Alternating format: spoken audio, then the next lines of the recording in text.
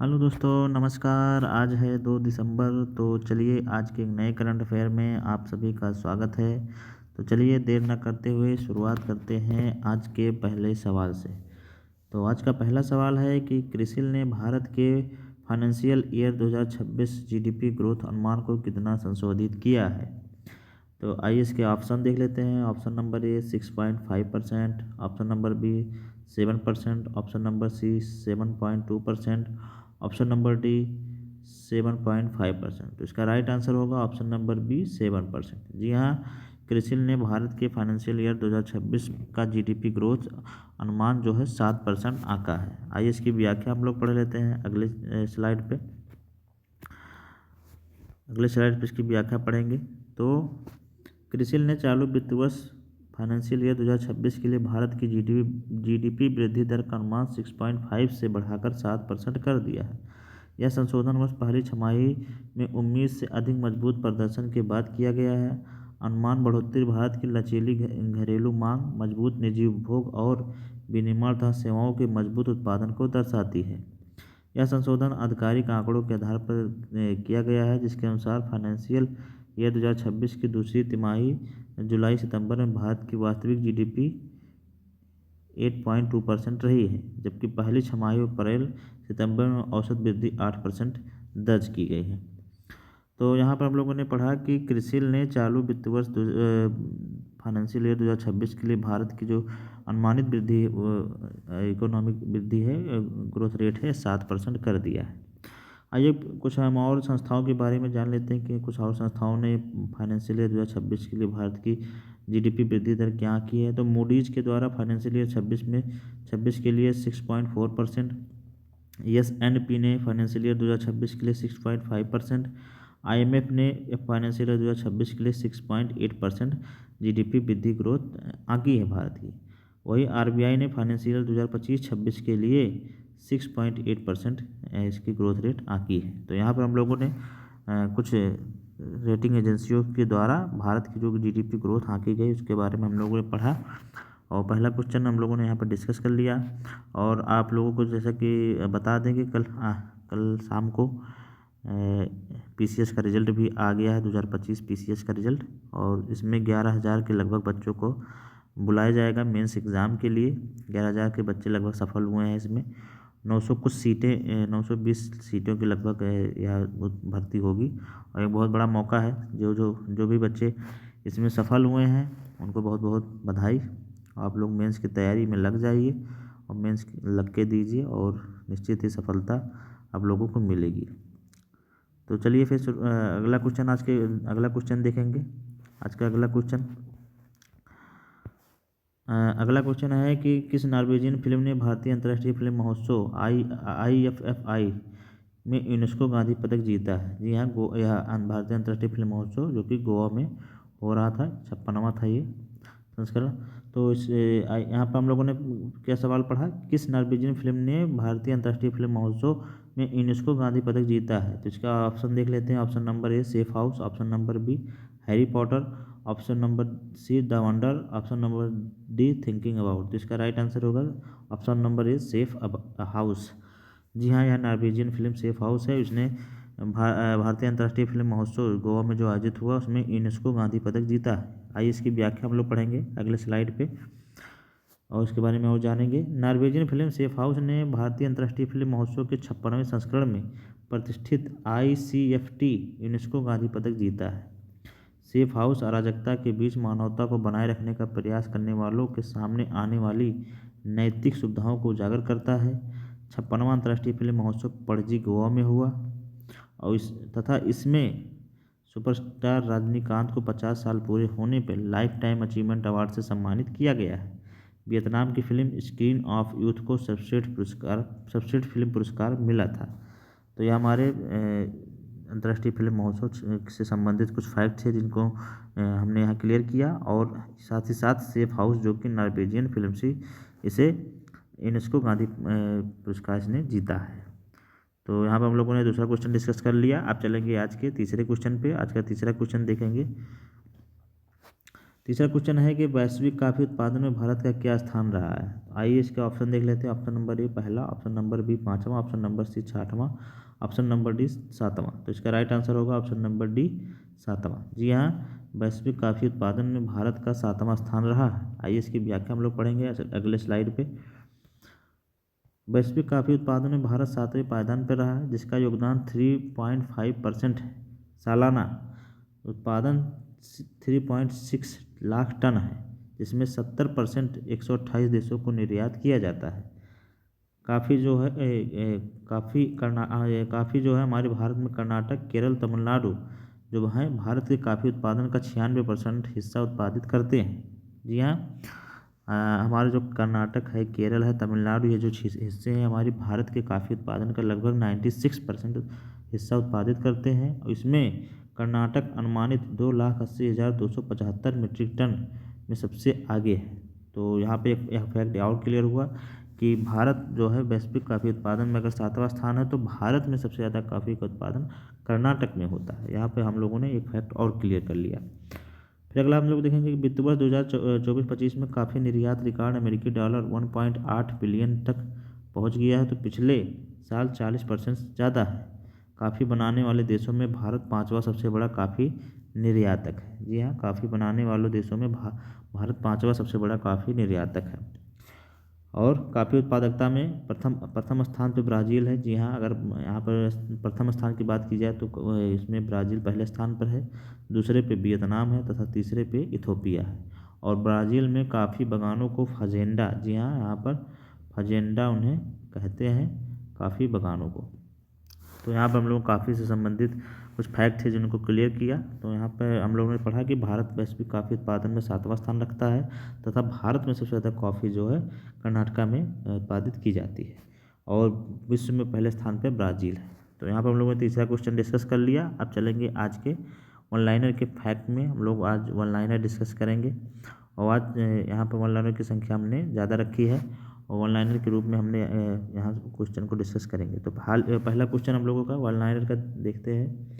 हाल ही में WHO ने polio मुक्त किसे घोषित किया है। जी हाँ, हाल ही में WHO ने पोलियो मुक्त किसे घोषित किया है, तो मलेशिया को। जी हाँ, मलेशिया को WHO ने पोलियो मुक्त घोषित कर दिया है। यहाँ WHO की बात करेंगे तो WHO की स्थापना 7 अप्रैल 1948 को हुआ था और इसकी जो अध्यक्ष हैं टेड्रोस अधनॉम जी हैं। जी हाँ, और जेनेवा स्विट्जरलैंड में इसका हेडक्वार्टर है। तो यहाँ पर हम लोगों ने पढ़ लिया कि WHO ने पोलियो मुक्त किसे घोषित किया, तो मलेशिया को घोषित किया। और WHO से हाल ही में 2 देश बाहर हुए थे, उन कौन कौन से नाम है, तो एक है अर्जेंटीना और एक है USA। भारत में पोलियो मुक्त जो है, भारत पोलियो मुक्त 2014 में ही हो चुका है। और किसी बीमारी को मुक्त कब घोषित किया जाता है, जब तक उस देश या क्षेत्र के रेंज में 3 साल तक जब कोई ऐसा रोगी नहीं मिलता है तो उसे उस क्षेत्र से मुक्त घोषित कर दिया जाता है। तो यहाँ पर हम लोगों ने इस पहले सवाल से संबंधित तमाम फैक्ट जाने। आप चलेंगे आज के दूसरे सवाल पर। तो दूसरा हम लोग देखेंगे कि विश्व एड्स दिवस की थीम क्या है। जी हाँ, एड्स दिवस जो कि 1 दिसंबर को आज ही कल मनाया गया। 1 दिसंबर को एड्स दिवस मनाया जाता है। एड्स का फुल फॉर्म कभी कभी पूछ लिया जाता है हमारे एग्जाम में, तो एक्वायर्ड एमिनो डिफिशियंसी सिंड्रोम। जी हाँ, ये हमारा एड्स का फुल फॉर्म है, ये भी आप लोग याद रख लीजिएगा। और विश्व एड्स दिवस जो कि 1 दिसंबर को मनाया गया, इसकी थीम क्या थी, तो इसकी थीम भी आप लोग याद रखेंगे। ये भी हमारे एग्जाम में कभी डायरेक्ट सीधा पूछ लिया जाता है। तो बाधाओं पर काबू पाना, एड्स प्रतिक्रिया में बदलाव लाना। जी हाँ, यह हमारा जो थीम थी ये विश्व एड्स दिवस की इस बार की, इसे आप लोग अपने नोट्स में लिख लीजिएगा। फिर अगला हम लोग देखेंगे कि ITPO India trade promotion organisation का नया अध्यक्ष किसे बनाया गया है, तो ये हमारे जावेद अशरफ को बनाया गया। जी हाँ, इंडिया ट्रेड प्रमोशन ऑर्गेनाइजेशन का नया अध्यक्ष किसे बनाया गया, जावेद अशरफ को, जिसकी स्थापना 1 अप्रैल 1977 में हुई थी। फिर अगला हम लोग देखेंगे कि दुनिया का सबसे लंबा ड्राइवरलेस नेटवर्क मेट्रो कहाँ बनाया गया, तो ये हमारे रियाद मेट्रो में। जी हाँ, रियाद जो कि सऊदी अरब में है, यह इस यहाँ पे सबसे लंबा ड्राइवरलेस नेटवर्क मेट्रो बनाया गया है। फिर अगला क्वेश्चन देखेंगे, भारत की पहली इंटीग्रेटेड फाइनेंशियल सिटी किसे बनाया जाएगा। भारत की पहली इंटीग्रेटेड फाइनेंशियल सिटी किसे बनाया जाए, तो ये हमारे अमरावती को बनाया जाएगा। यह आंध्र प्रदेश की राजधानी भी है। फिर अगला हम लोग देखेंगे कि ग्लोबल ब्रांड ऑफ ईयर जीतने वाली पहली इंडियन रम। जी हाँ, रम जो है एक शराब होती है जो कि यह ब्रांड है इसका। तो ग्लोबल ब्रांड ऑफ ईयर का खिताब जीतने वाली पहली रम इंडियन की पहली रम कौन सी है? तो ये हमारी कैमिकारा। जी हाँ, ये कैमिकारा जो रम है यह ग्लोबल ब्रांड ऑफ ईयर का खिताब जीतने वाली पहली इंडियन रम बनी है। तो हाँ, हम लोगों ने वन लाइनर के 6 क्वेश्चन डिस्कस किए। फिर अगले स्लाइड पे चलेंगे, कुछ वन लाइनर के क्वेश्चन वहाँ भी हम लोग डिस्कस करेंगे। और देखेंगे अगला क्वेश्चन है कि 28 नवंबर 2025 को ज्योतिबा गोविंद राव फूले की कौन सी जयंती मनाई गई? जी हाँ, यह 135वीं जयंती ज्योतिबा गोविंद राव फूले की यह 135वीं जयंती 28 नवंबर को मनाई गई है, जो कि एक समाज सुधारक थे और दलितों और पिछड़ों के मसीहा भी कहे जाते हैं। फिर अगला हम लोग देखेंगे कि एशियाई विकास बैंक ने किस राज्य की ग्रामीण और जलवायु सुरक्षित सड़कों के लिए $400 मिलियन की स्वीकृति प्रदान की है? तो यह महाराष्ट्र राज्य को।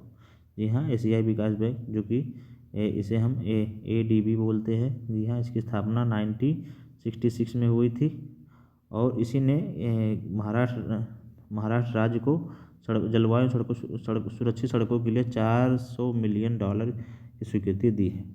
फिर अगला देखेंगे कि वर्ल्ड बेस्ट सिटी इंडेक्स में भारतीय शहर को बेस्ट सिटी अवार्ड किसे दिया गया है? तो ये हमारे बेंगलुरु को दिया गया। जी हाँ, वर्ल्ड बेस्ट सिटी में इंडेक्स में बेंगलुरु शहर को भारत का सबसे बेस्ट सिटी अवार्ड दिया गया है। फिर अगला देखेंगे देश का नंबर 1 थाना कौन सा बना? जी हाँ, DGP IGP की जो बैठक हुई हमारे छत्तीसगढ़ में नवा रायपुर में हुई थी यह बैठक। वहीं पे गृह मंत्री अमित शाह जी के द्वारा दिल्ली का जो गाजीपुर थाना है इसे देश का नंबर 1 थाना घोषित किया गया। जी हाँ, दिल्ली का गाजीपुर थाना। तो यहाँ पर हम लोग को याद रखेंगे कि देश का नंबर 1 थाना कौन सा, अगर वन लाइनर के रूप में भी पूछा जा सकता है तो दिल्ली का गाजीपुर थाना। जी हाँ, अगला देखेंगे कि 25वां ग्रीष्मकालीन डिफलिम्पिक्स 2025 में भारत ने टोटल कितने पदक जीते? तो यहाँ भारत ने 20 पदक जीते। यहाँ बहुत शानदार प्रदर्शन किया और 9 गोल्ड 7 रजत और 4 कांस्य जिसमें शामिल थे।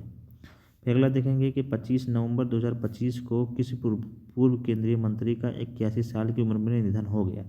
जी हाँ, अभी हमारी उत्तर प्रदेश से स्पेशल से संबंधित है, इसे आप लोग याद रख सकते हैं। श्री प्रकाश जायसवाल जो कि कांग्रेस के नेता थे, इनका जन्म कानपुर में 25 सितंबर 1944 को हुआ था और यह कोयला मंत्री भी रह चुके हैं तथा गृह राज्य मंत्री भी उत्तर प्रदेश में रह चुके हैं।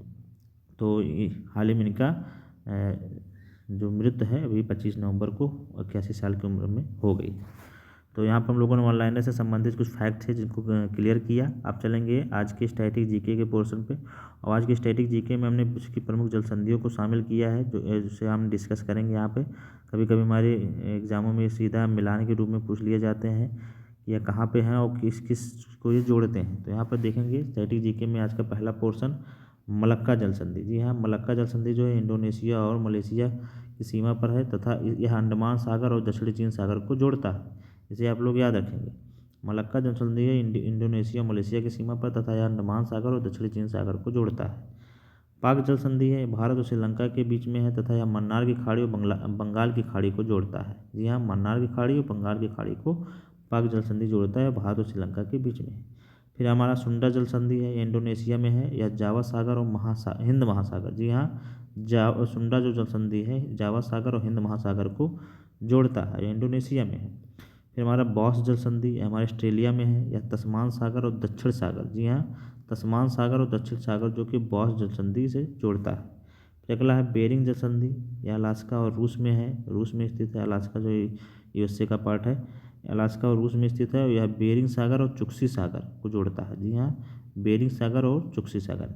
तो यहाँ पर हम लोगों ने विश्व की प्रमुख कुछ जल संधियों के बारे में जाना और बाकी जो भी जल संधियाँ उनके आगे भी जानेंगे अगले करंट अफेयर में।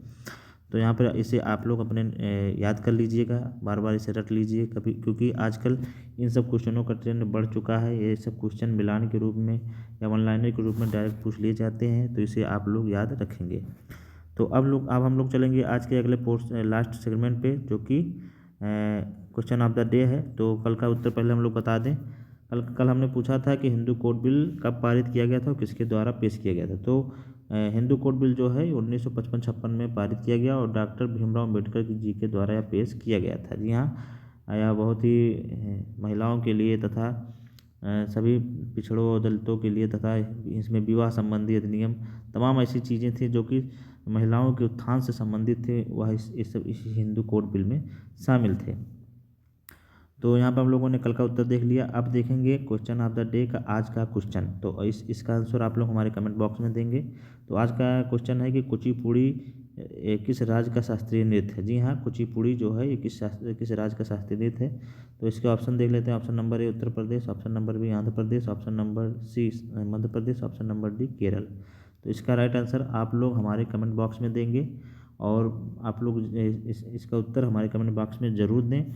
तो आज की क्लास आप लोगों को कैसा लगा, आप लोग हमारे अपने कमेंट के माध्यम से हमारे कमेंट बॉक्स में ज़रूर लिखें और बताएं कि यह क्लास आप लोगों को कैसी लग रही है, कितनी उपयोगी है क्लास आप लोगों के लिए साबित हो रही है। आप लोग अपनी राय ज़रूर दें और साथ ही साथ हमारे इस चैनल को सब्सक्राइब करना ना भूलें तथा बेल आइकन को भी दबाएं ताकि हमारी इस वीडियो की नोटिफिकेशन आप लोगों को मिलती रहे और अपने दोस्तों में से शेयर भी करें। तो चलिए फिर हम लोग मिलेंगे नई वीडियो में। तब तक के लिए नमस्कार, जय हिंद।